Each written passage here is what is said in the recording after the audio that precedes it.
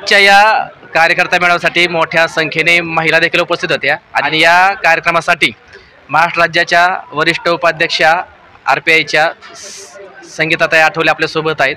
त्यांचं देखील आपण मनोगत जाणून घेऊ। जय भीम। सर्वप्रथम पुरंदर तालुक्यामध्ये आज हा मेळावा अतिशय भव्य दिव्य दिमाखामध्ये साजरा झाला आणि हजारोच्या संख्येने ज्या पद्धतीने कार्यकर्ते अतिशय ताकदीने सहभागी झाले आणि हा मेळावा यशस्वी केला। सर्वप्रथम इथल्या सर्व पदाधिकारी आणि आमचे बळीराम दादा आणि श्रीकांत दादा, जिल्हाध्यक्ष आमचे श्रीकांत दादा आणि तालुका अध्यक्ष बळीराम दादा आणि आमचे विष्णुदादा भोसले, त्यांची सर्व टीम, सर्व आघाड्याचे पदाधिकारी यांना मनापासून यांचं कौतुक करेन।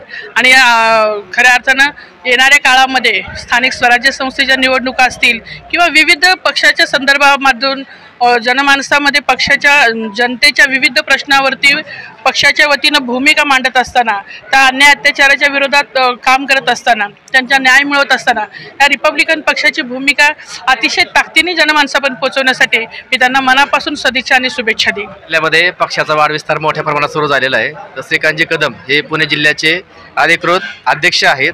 तर कदम साहेबांच्या नेतृत्वाखाली पक्षाचं काम कसं सुरू आहे, आपल्याला काय वाटतं एक वरिष्ठ उपाध्यक्ष म्हणून?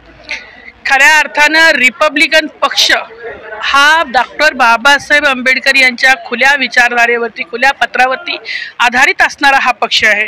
हा पक्ष बाबासाहेबांना मानणारा, बाबासाहेबांच्या विचारांशी एकनिष्ठ असणारा, रिपब्लिकन पक्षाने रिपब्लिकन अजेंडा जनमानसात रुजवणारा या मिठाच्या कार्यकर्त्याच्या सोबत कालही होता, आजही आहे। आणि नामदार रामदासजी आठवले साहेब हे बाबासाहेबांचे वैचारिक वारसदार म्हणून आज भारताच्या कानाकोपऱ्यामध्ये 32 राज्यामध्ये रिपब्लिकन पक्षाचे पाळेमुळे मजबूत करत असताना श्रीकांत कदम सारखा एक व्यक्ती वेल एज्युकेटेड, निर्व्यसनी आणि खऱ्या अर्थानं जनमानसामध्ये सर्वसमावेशक लोकांमध्ये सहभागी होऊन त्यांच्या सुखादुखात, त्यांच्या प्रत्येक प्रश्नावरती अहोरात्र काम करणारं व्यक्तिमत्व, एक सक्षम नेतृत्व या जिल्ह्याला दिलेलं आहे।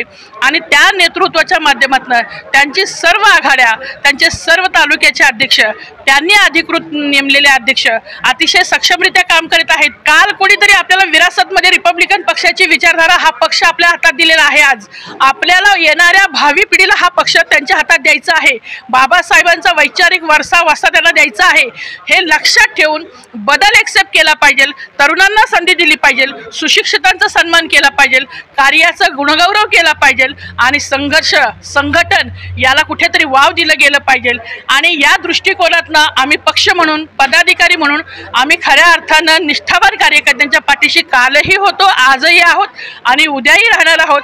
अशा गावगुंडांचा बंदोबस्त लोकशाहीच्या माध्यमातूनही करणार आहोत आम्ही आणि ठोकशाहीच्या माध्यमातून सुद्धा करणार आहोत। कारण बाबासाहेबांनी आम्हाला संविधानिक काम करायला सांगितलेलं आहे। संविधानिक काम करत असताना आम्ही लोकांच्या प्रश्नावरती, आम्ही सामाजिक स्तरावरती, राजकीय स्तरावरती, न्यायालयीन स्तरावरती आम्ही त्यांचे प्रश्न भांडत असताना पक्षांतर्गत होणारी, करणारी, जी बंडाळी करणारी जी लोक आहेत, अशाही लोकांचा रिपब्लिकन स्टाईलमध्ये आता समाचार घेतला जाईल अशी ग्वाही देते।